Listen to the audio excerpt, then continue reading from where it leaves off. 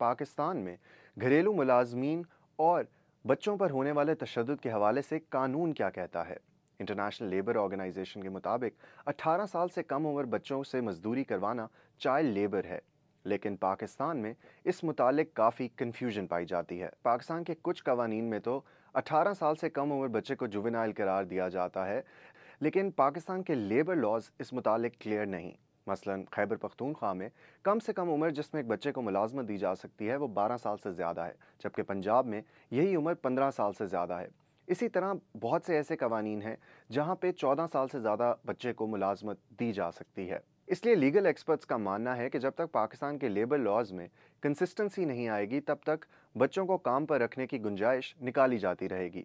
बच्चों पर तशद्दुद के हवाले से कानून क्या कहता है?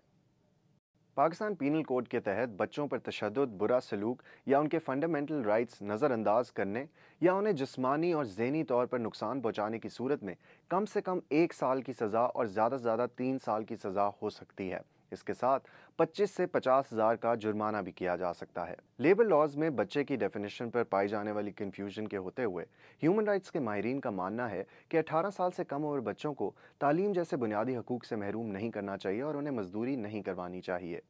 अगर आप फैक्ट्री में बच्चों को हायर कर रहे हैं या डोमेस्टिक हेल्प के लिए किसी को हायर कर रहे हैं, तो ख्याल रखिए कि जिस शख्स को आप हायर कर रहे हैं वो 18 साल से बड़ा हो।